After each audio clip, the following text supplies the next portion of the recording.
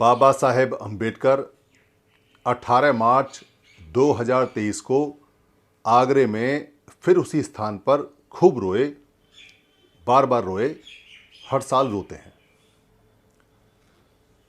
2023 में भी बाबा साहब अम्बेडकर ठीक उसी जगह क्यों बार बार रोते हैं जो 1956 में रोए थे। 18 मार्च को 2 कार्यक्रम आगरे में लगे, दोनों बाबा साहब के नाम से लगे। एक को लगाने वाले भंते डॉक्टर के राहुल, दूसरे को लगाने वाले पुराने नेता बीएसपी के धर्म प्रकाश भारती।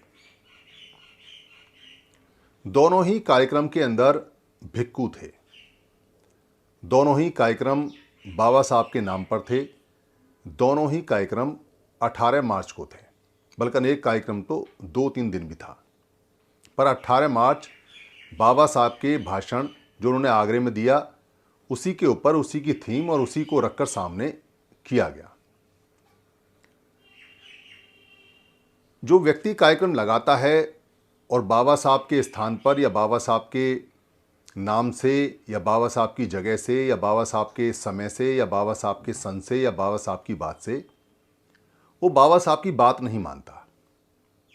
बाबा साहब वहाँ इसलिए रोए थे क्योंकि पढ़े लिखे जो लोग थे, जिन पढ़े लिखे लोगों को उन्होंने विदेश भेजा, जिन विदेश में पढ़ के आने वाले लोगों से उन्हें उम्मीद थी कि 10 बाबा साहब और तैयार हो जाएंगे, 16 बाबा साहब और तैयार हो जाएंगे, 200 बाबा साहब और तैयार हो जाएंगे, 2000 बाबा साहब और तैयार हो जाएंगे, उन लोगों ने अपनी रोजी रोटी कमाई और अपने जीवन को सुखी बनाने के लिए लग गए। इससे उनको हताशा हुई, निराशा हुई। ये हताशा और निराशा, ये मायूसी उन्होंने 18 मार्च 1956 में आगरा के अंदर कही। उसी बात को लेकर, क्योंकि आगरा को दलितों की राजधानी बताया जाता है और वो सही में दलितों की राजधानी ही है। जो व्यक्ति वहाँ कार्यक्रम लगाते हैं वो बाबा साहब की बात को आगे बढ़ाने के लिए कार्यक्रम लगाते हैं। वो कहते हैं कि बाबा साहब तेरा मिशन अधूरा और हम करेंगे पूरा। दरअसल वो पूरा सेंटेंस ये कहते हैं, बाबा साहब तेरा मिशन अधूरा, मैं करूँगा पूरा। ये मैं और मेरा वाला जो सेंटेंस है वो छुपाकर हम का नाम लेते हैं। अगर मैं मेरा सीधा बोलेंगे तो पकड़े जाएंगे। वहाँ जो कार्यक्रम लगा, 2 कार्यक्रम लगे एक ही दिन और दोनों अलग अलग, और दोनों एक दूसरे के सहयोगी नहीं। अगर दोनों एक दूसरे के सहयोगी होते तो कार्यक्रम एक होता, बड़ा कार्यक्रम होता, उसका मैसेज पूरे दुनिया में जाता। अभी उसका क्या मैसेज गया है? इनमें फूट है, इनमें आपस में लड़ाई है, इनमें सामंजस्य नहीं है, इनमें समन्वय नहीं है। ये अपने महापुरुष की बात नहीं मानते। ये महापुरुष के हर एक मौके पर अपनी दाल गलाते हैं, अपनी नेतागिरी करते हैं, अलग अलग कार्यक्रम लगाते हैं, अलग अलग बात कहते हैं और एक दूसरे से मिलना भी पसंद नहीं करते हैं। ये मैसेज जाता है उन लोगों में जो बाबा साहब के उस समय विरोधी रहे, शत्रु रहे, और जो आज भी बाबा साहब के विचारों के शत्रु हैं और विरोधी हैं। और शत्रु और विरोधी बड़े खुश होते हैं ये देख के कि आपस में ही लड़ रहे हैं, मर रहे हैं, फूट रहे हैं और ख़त्म हो रहे हैं। उनको कुछ करने की आवश्यकता है नहीं। एक व्यक्ति जो पहले कहीं वेटरनरी डिपार्टमेंट में कंपाउंडर, डॉक्टर किसी पोस्ट पर रहे होंगे, नाम के राहुल। वो व्यक्ति 2006 के अंदर हमारे जब एक गोल्डन जुबला दीक्षा कार्यक्रम हुआ था तो उसमें पीछे बैठे हुए थे। तब तक उन्होंने कोई चीवर वगैरह लिया नहीं। पता नहीं उनका चीवर कहाँ से आया है, कैसे आया है, क्योंकि कोई भी भिक्खू अपने बारे में नहीं बताता उसका चीवर कैसे आया, कहाँ आया। उन्होंने चीवर पहन के काम करना शुरू किया, धम्म भूमि के नाम से काम किया और एक अपना अलग मठ बनाया। भिक्खू संघ अलग और वो अलग है। कुछ भिक्खू उन्होंने बनाए, कुछ चले, कैसे बनाए कैसे नहीं बनाए ये भिक्खू संघ जाने, विनय पिटक का जो नियम है वो जाने, या जो लोग पूछना जाने वो जाने। पर उन्होंने मठ बना के काम शुरू किया। उन्होंने वहाँ 18 मार्च को घोषित किया और कार्यक्रम लगाया। कार्यक्रम में कितना पैसा आता है, कितना पैसा जाता है, क्या खर्चा होता है, कौन पैसा लेता है, कौन देता है, कौन कैशियर है, क्या रूपरेखा है, भिक्खू संघ के क्या नियम हैं, भिक्खू संघ उस नियमों पर चलता है या नहीं चलता है, भिक्खू संघ है भी या नहीं है, किसी को कोई लेना देना नहीं, कोई जानकारी चाहता भी नहीं। कार्यक्रम को रंगारंग बनाने के लिए जितनी चीज़ें आवश्यक होती हैं किसी आम कार्यकर्ता के लिए, भिक्खू ने भी वही अप्लाई की। जो हमारे समाज के सेलिब्रिटी हैं, जो हमारे समाज के ऐसे लोग हैं जो कोई मुख्य काम करते हैं, जिनके नाम को आगे बढ़ाया जा सकता है, उसका लाभ लिया जा सकता है, उससे लोग इकट्ठे किए जा सकते हैं, उसके नाम से इकट्ठे किया जा सकते हैं, उनका पूरा उपयोग किया गया, जैसा कि आम मंचों पे या राजनीतिक मंचों पे होता है। वो कार्यक्रम हुआ, कार्यक्रम में कितना खर्चा हुआ कितना नहीं हुआ कोई हिसाब तो बताता नहीं और कोई पूछता भी नहीं। ना देने वाले पूछते हैं ना लेने वाले पूछते हैं। भारत के अंदर कोई नहीं पूछता, सारे साधु और सज्जन हैं, संत हैं, सब दे के भूल जाते हैं। दे दिया तो क्या हिसाब लेना, बात खत्म हो गई। वही दूसरा कार्यक्रम जो धर्मप्रकाश भारती जी ने लगाया, उन्होंने राष्ट्रीय बौद्ध महासभा बनाई हुई है। उन्होंने बाकायदा इस बार एक ड्रेस कोड भी बनाया, जैसा कि सभी वामसेवक के संगठनों ने और भी जो समता सैनिक दल हैं या कोई स्वयं सैनिक दल है, जो लड़कों के दल वाले हैं, अपनी अपनी ड्रेस, अपने अपने गमछा, अपने अपने टोपी, अपना अपना शोल्डर, अपना अपना कैप बनाते हैं, वैसे ही उन्होंने भी ड्रेस बनाई। वहाँ भी भिक्खू संघ आया, वहाँ भी भिक्खू आए और भिक्खू ने वहाँ खूब जोरदार तकरीर की। अलग अलग पत्रकार आए। पत्रकारों से तो खैर कोई उम्मीद करना ही बेकार है। पत्रकार जिस पत्रकार को आप बुलाना चाहें वो आपके दरवाजे पर हाजिर है। पत्रकार आपसे कभी नहीं पूछेगा कि आप अलग अलग कार्यक्रम क्यों कर रहे हो, एक ही शहर में दो लोग अलग अलग कार्यक्रम क्यों कर रहे हो, कोई पत्रकार नहीं। कोई पत्रकार है, उसका पति उस संगठन का कोई पदाधिकारी है, कोई पत्रकार है, उसकी पत्नी उस संगठन का पदाधिकारी है, कोई पत्रकार है, उसे आने जाने का खर्चा मिलता है, कोई पत्रकार है, उसकी किसी से दोस्ती है, कोई पत्रकार है वो पैसा लेता है, कोई पत्रकार है उसके अपने कोई ना कोई मतलब है। यहाँ पत्रकारिता वही है जो मेन स्ट्रीम मीडिया में है। इसलिए पत्रकारों से ये उम्मीद करनी बेकार है कि वो कभी इस बात को कहेंगे भी कि एक ही शहर में बाबा साहब के नाम से आप अलग अलग दो कार्यक्रम लगाओगे तो इससे बाबा साहब रोएंगे या खुश होंगे या हंसेंगे, मूवमेंट टूटेगा या मूवमेंट बढ़ेगा, कोई नहीं सोचता। जो व्यक्ति कार्यक्रम लगाता है उसको पैसा बहुत बचता है। अभी मैंने बताया था कि कैसे एक कार्यक्रम के दौरान में 14 लाख रुपए एक चीवरधारी को बचे और उसका बाकायदा ब्यौरा भी उसके जो साथ वाले लोग थे उन्होंने बताया भी। तो चीवर पे लोग पैसा देते हैं, चीवर को यकीन करके पैसा देते हैं। चीवर के अंदर कैसा व्यक्ति है, वो विनय को मानता है या नहीं मानता है, इससे कोई मतलब नहीं। वैसे भी लोगों को विनय पिटक और विनय के बारे में और धर्म के नियमों के बारे में कोई जानकारी देता भी नहीं और लोग खुद भी जानकारी लेना चाहते नहीं। तो कार्यक्रम में खूब सारा पैसा इकट्ठा होता है, रंगारंग कार्यक्रम होता है और पूरा व्यक्तिवाद होता है। उसमें व्यक्ति चाहे चीवर के अंदर हो चाहे चीवर के बाहर हो, व्यक्ति ही प्रमोट होता है, व्यक्ति ही आगे बढ़ाया जाता है। जबकि बाबा साहब ने हीरोशिप के लिए और व्यक्तिवाद के लिए पूरी तरह से मना किया। तो वहाँ जितने लोग आए वो नहीं पूछेंगे, क्योंकि सभी व्यक्ति वहाँ हाथ में पर्ची लेके और पर्चियाँ काटते रहते हैं, पैसा इकट्ठा करते रहते हैं और उनका कोई काम होता नहीं। वो बाकायदा सफ़ेद ड्रेस में होते हैं, पर्ची उनके हाथ में होती है और वो किसी ना किसी की पर्ची के लिए आग्रह करते रहते हैं कि पैसा उनको दें। दूसरा वाला जो धर्मप्रकाश भारती जी का था कार्यक्रम, उसमें एक बादल सिंह करके सज्जन हैं जो वहाँ के सर्वे सर्वा हैं और जो वहाँ के महासचिव हैं।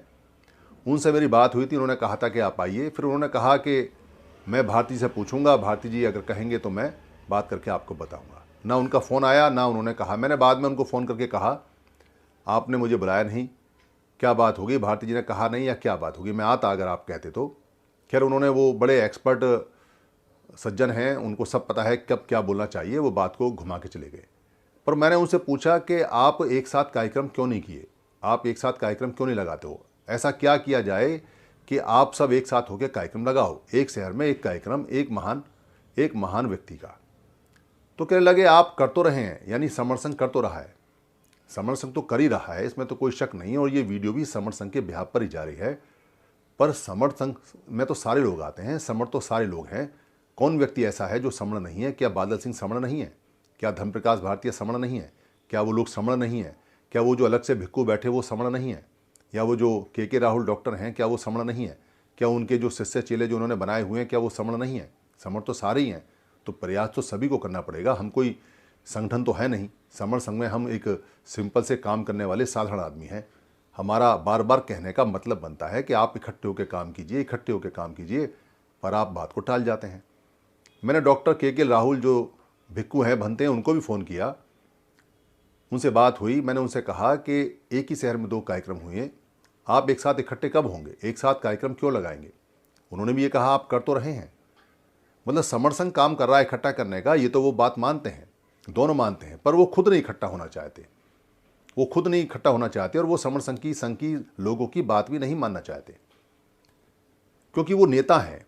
नेता किसी भी हालत में मर जाएगा पर इकट्ठा नहीं होगा, क्योंकि मंच पे वो प्रधान होता है, उसके हाथ में माइक होता है, वही बोलता है, वही संचालन करता है, वही भाषण देता है, वही रूपरेखा रखता है, वही कार्यक्रम तय करता है, वही लोगों की ड्रेस तय करता है, वही पैसा इकट्ठा करता है, वही पैसा रखता है, वही पैसा खर्च करता है, उसी से पत्रकार बात करते हैं, वही पत्रकारों को बुलाता है, वही पत्रकारों को खर्चा देता है, वही कार्यक्रम कैसा होगा डिसाइड करेगा, किसको क्या बनाना है वो तय करेगा, किसको क्या हटाना है वो तय करेगा, कब क्या करना है वो तय करेगा, सब कुछ व्यक्ति होता है। इसलिए ये प्रधानी, मंच, माला, पोस्ट और पैसा और चंदा, इसको कोई नेता नहीं छोड़ेगा, चाहे वो चीवर में हो, चाहे वो भिक्खू हो, चाहे वो राजनेता हो, चाहे वो एक्स राजनेता हो, चाहे वो बुद्धिजीवी हो, चाहे वो अफसर हो, चाहे वो कोई बहुत बड़ा लीडर हो और चाहे वो आजकल का लड़का हो। कोई भी व्यक्ति जो एक बार कार में बैठ जाता है, जिसको एक बार फ्री का पेट्रोल डीजल मिल जाता है, जो एक बार 5 स्टार होटलों के मजे लेता है, जिसका पैर एक बार हेलीकॉप्टर में फोकट के हेलीकॉप्टर में पड़ जाता है, जिसको बीच का मंच मिलता है, जिसको मालाएं मिलती हैं, जिसको मान्यवर और साहब और जिसको श्रीमान और प्रधान और का अलंकार मिलता है, जिसकी वाहवाह होती है, जिसके जयकारे होते हैं, जिसको लगता है मेरी चल रही है, चल जाएगी, उसको दिन रात सपने आते हैं कि वो सूबे का या तो मुख्यमंत्री बनने वाला है और या पूरे के पूरे भारत का प्रधानमंत्री बनने वाला है। इन 2 सपनों के अलावा से कोई सपने नहीं आते। वो अपने सपने नहीं छोड़ना चाहता, ना ही उनको तोड़ना चाहता है, चाहे वो मरने को तैयार हो। वैसे भी ये जितने भी बुजुर्ग लोग हैं, इनके पैर कब्र में लटके हुए हैं और ये अपनी उम्र पार कर चुके हैं और ये सब मरने वाले हैं, पर वो छोड़ेंगे नहीं। वो इसलिए नहीं छोड़ेंगे क्योंकि ये राग ऐसा है, ये राग ऐसा है जिसके अंदर बहुत ज़्यादा द्वेष है। तो वो लड़ जाएंगे, मर जाएंगे, दुनिया भर के बहाने बनाएंगे, पर इकट्ठे नहीं होंगे। वो बाबा साहब को बार बार रुलाएंगे। अभी 14 अप्रैल आ रही है तो सब लोग अलग अलग फिर काम करेंगे। एक शहर में एक ही दिन 14 अप्रैल को 10-10 जगह कार्यक्रम होगा और बाबा साहब खूब रोएंगे दहाड़ मार मार के, और कोई नहीं सुनेगा बाबा साहब की, क्योंकि बाबा साहब को कोई मानता नहीं। बाबा साहब ने जो कहा, ऑर्गेनाइज हो जाइए, संगठित हो जाइए, उस सेंटेंस को कोई काम नहीं करता, कोई कहता भी नहीं, पत्रकार भी नहीं कहता।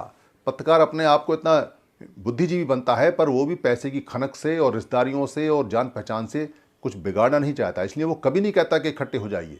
क्या कहेगा? कहेगा तो लोग उसको बुलाएंगे नहीं, उसको पैसा नहीं देंगे, उसको भगा देंगे, तो वो क्यों खामेखा पंगा लेगा?